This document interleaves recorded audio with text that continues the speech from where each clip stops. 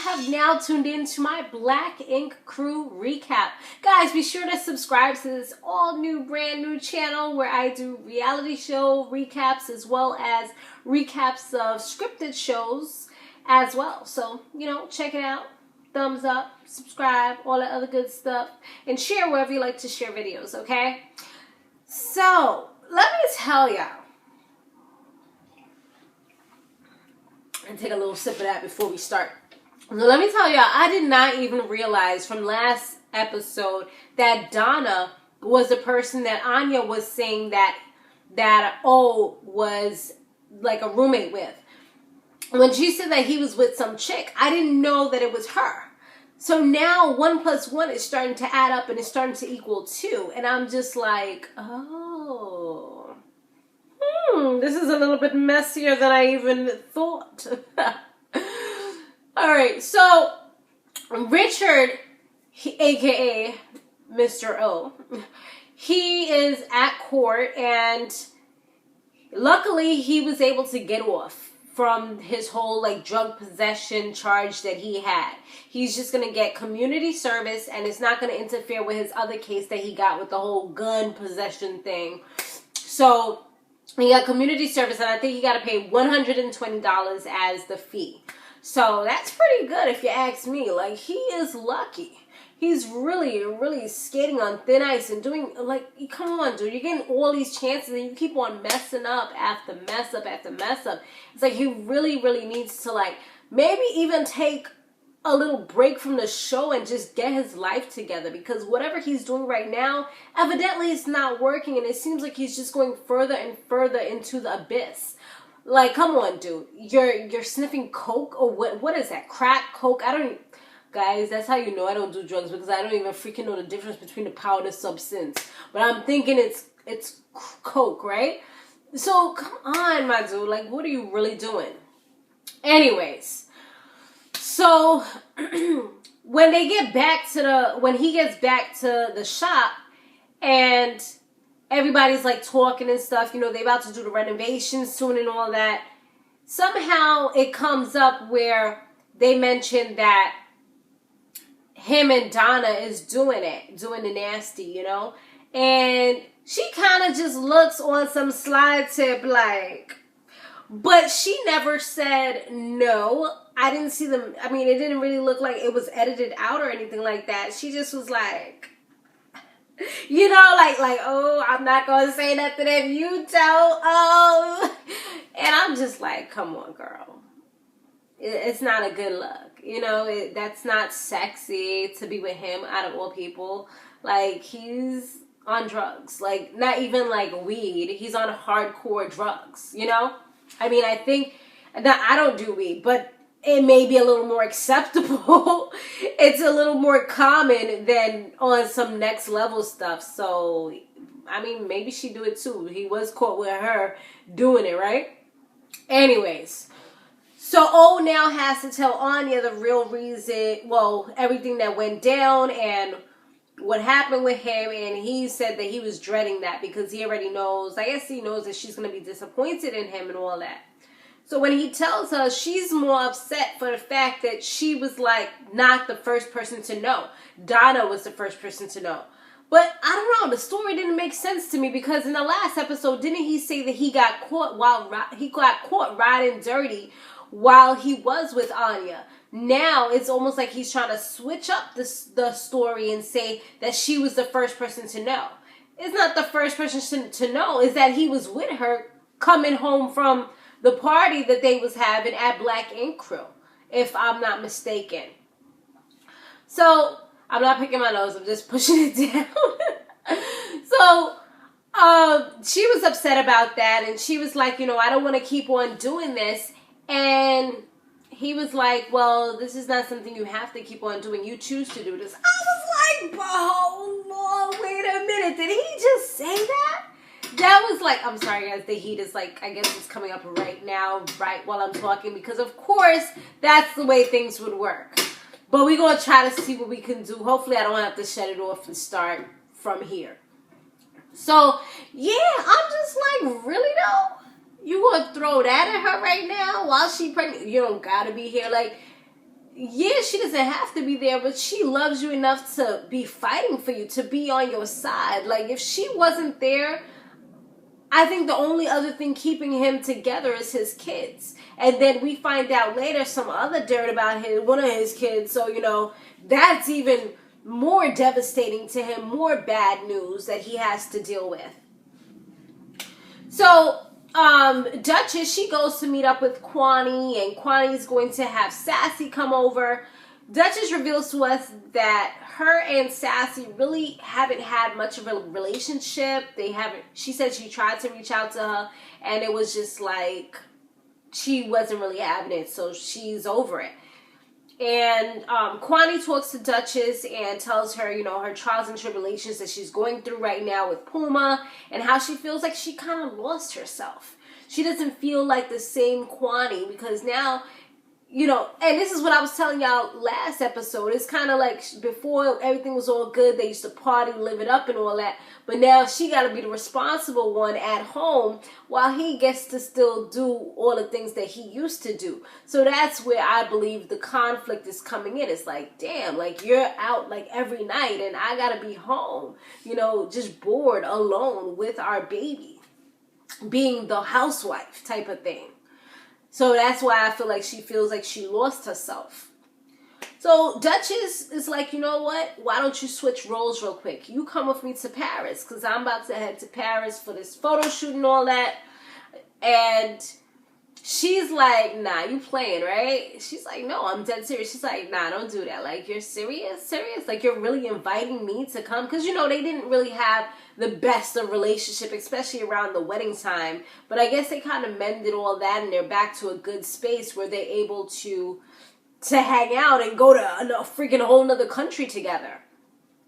So now Sassy comes in a little after that, and Kwani tells, well, they all embrace. And in the commentary, Duchess is just like, it's crazy. Like, we haven't even spoken since how long? It's like pretty much like we're frenemies. So now Kwani tells her, like, yo, I'm about to head to Patty's. Duchess just invited me. And Sassy's like, well, hold on. Can I get an invite? I'm going too. And, you know, I felt like, what's her name? Like, Duchess was really trying to, like, show that she's turned over a new leaf. She's a whole new person. And she just didn't want to say anything rude or anything that would start something. So she was kind of quiet, just trying to, like, you know, just look down and just avoid the question a little bit. But Sassy kept on saying it over and over again. And in the commentary, Duchess is like, and I'm down with her. Like, why would you even want to go with somebody that you haven't even spoken to? That's basically trying to use somebody. That's what I kind of saw it as. Like, oh, okay, you invited her, so what's up? Can I go? But you haven't even spoken to her. You guys don't really have that type of relationship. So why exactly do you want to hang out with her and go to another country with her? Just because you're trying to get them contacts. You're trying to network while you out there, most likely because she's doing something that you want to do as well. Because, you know, she's trying to also be a model. And get that free ride too, you know what I mean? So, they didn't really, like, end up saying if she was going to let her go, but from the other episodes, coming attractions or trailers, they showed that it looked like she did end up going, and they ended up having some type of argument or something like that while he was out there. So this sneaker ambassador guy, he comes and I guess he makes sneakers for, like, different brands or something like that. I don't really know what he really does, but that's what I kind of gathered from what he was saying. He comes, he wants to get his tattoo of a pair of Jordans. And it has a good story behind it. And I can totally relate to it in a lot of ways. And, you know, hopefully be able to relate to the testimony as well in the near future. So he's like, when he was younger, he wanted a pair of sneakers, some Jordans. And he asked his mother for them. She was like, how much are they? He was like, $125. But they lived in the projects. The projects should rent me dirt cheap because, you know, I rent ain't no dirt cheap. And their rent was like $110. So it's like, do the math. your sneakers cost more than my rent. You're not getting no sneakers.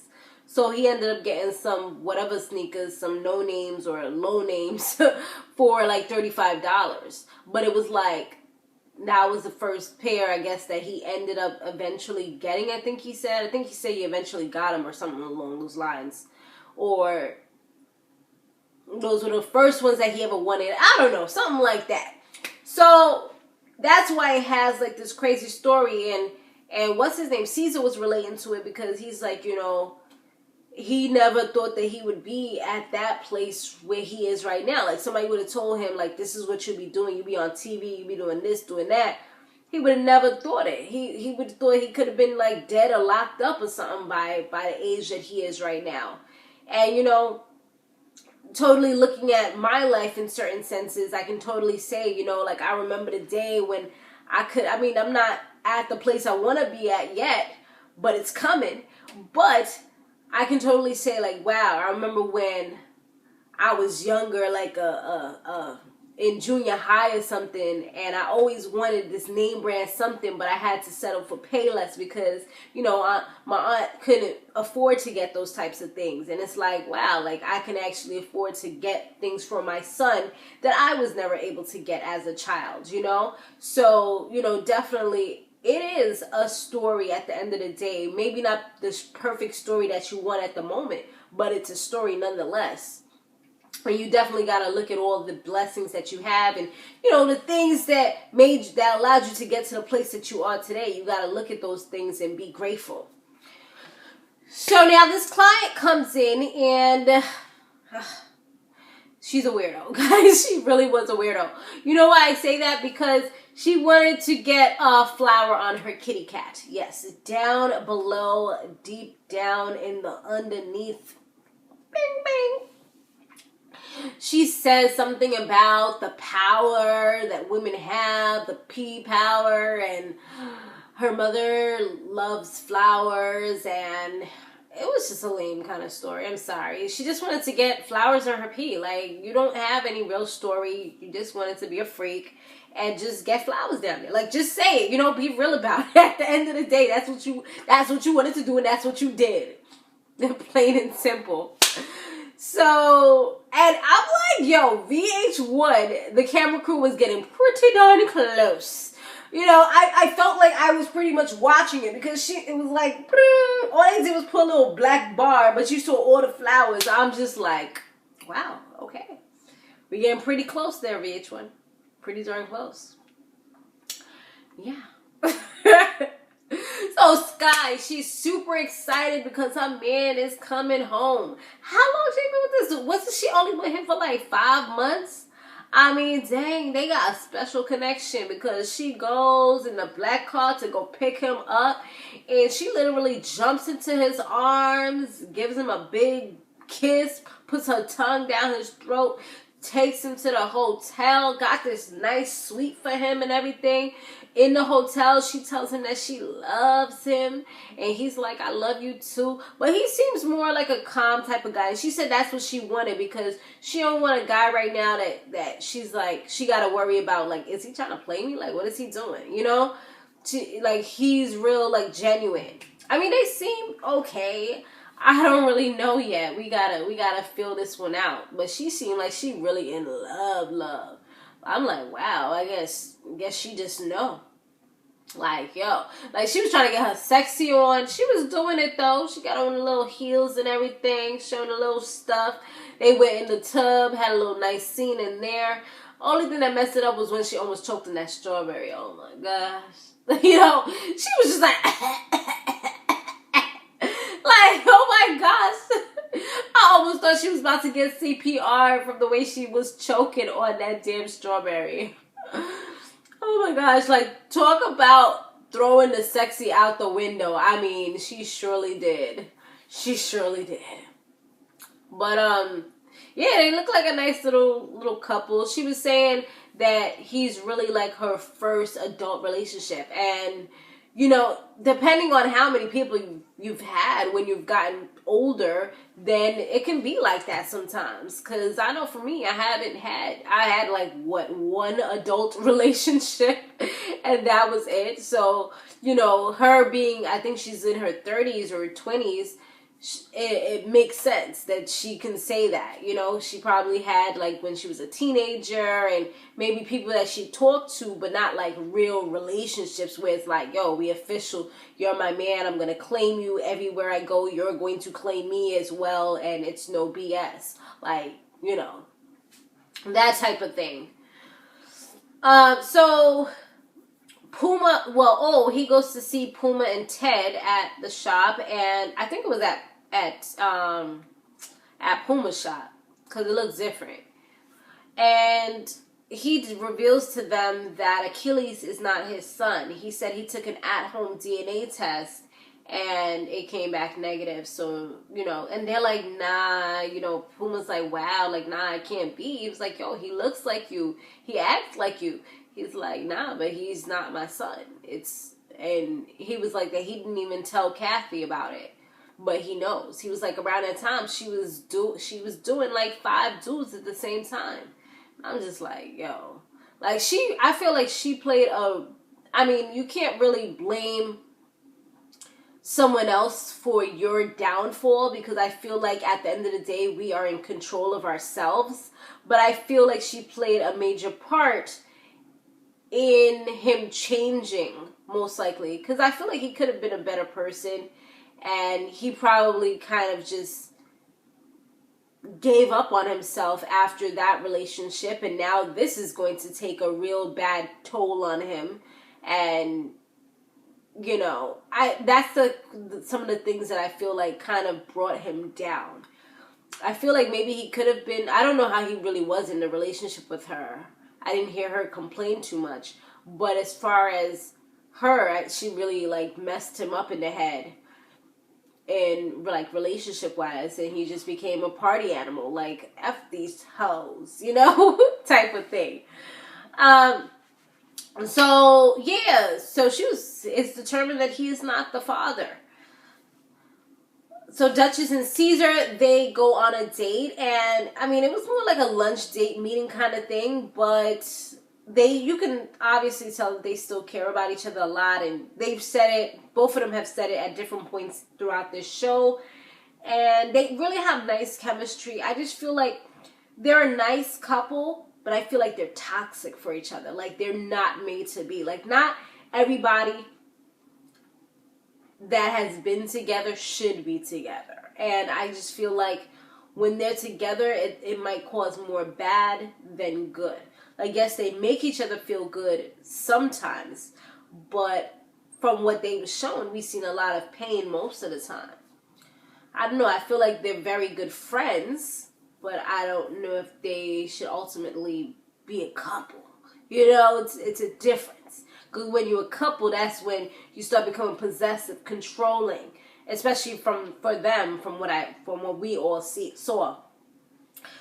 So, he goes to meet up with Kathy. They're finally having a conversation, but it's mostly arguing and not really conversation.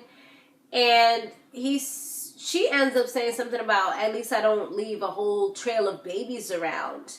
And she was like, I'm not messy. It's like she freaking turned some screw in at this man's head, because all of a sudden he started to turn, and he was just like, you know what? Achilles is not even mine. He was like, how many men did you sleep with? You sleep with everybody and their friends. And then he was just really like giving her the business, and she couldn't even really say anything because she knew that he was wrong, and she just put on her shades. He was like, yo, I took a test and he's not even my son. And she was like, but he acts like you. He walks like you. He talks like you. He's like, of course he does, because I'm in his life. And, you know, that's really true. Like, a lot of times you tend to act like the people that you're around, the people that influence you the most, your father figures, the people that are in your life. So I'm hoping that regardless of all of this, I mean, it's messed up because now it's out there, so eventually he is going to see it, because he's not like a little kid. Maybe some of his friends might watch this show. You never know. Even if they ban him from it, his friends might see it and might tell him. Hopefully not. But I'm still hoping that he would be a part of his life. He seems like he is. He's like, you know, I love him. I'm his father at the end of the day. So hopefully he keeps that mentality. Doesn't like try to switch up because he's upset or anything like that. It's like he really doesn't have to deal with this whole situation. It's messed up that if she didn't know, that she allowed him to think it was for that long. But at least he knows. And, you know, once again, like I said, hopefully he continues to be a part in this kid's life, because evidently the kid loves him from what we've seen. And, you know, and she shouldn't use him as a pawn. Like, I would never try to use a kid as a pawn. Despite anything that I have, you know, I just would always want things to be fair. But never as a pawn, like, oh, I'm not going to let you see your son because of this and this and that. Nah, it's not even like that, you know? So that's the way that went down. So it ended off pretty bad between the two of them. I mean, she, for the first time, she seemed kind of humble this episode, except when she was trying to come back at him and talking about he was messy. But compared to how turned up she usually is, I felt like this was like, you know, she was really kind of calm at this point. And I feel like she really couldn't say anything, even if she wanted to, because she was wrong. Alright guys, thanks for watching. Let me know what you thought about this episode down below. Be sure to stay fabulous, live free, and soar limitless. I'll see you in the next one. Laters.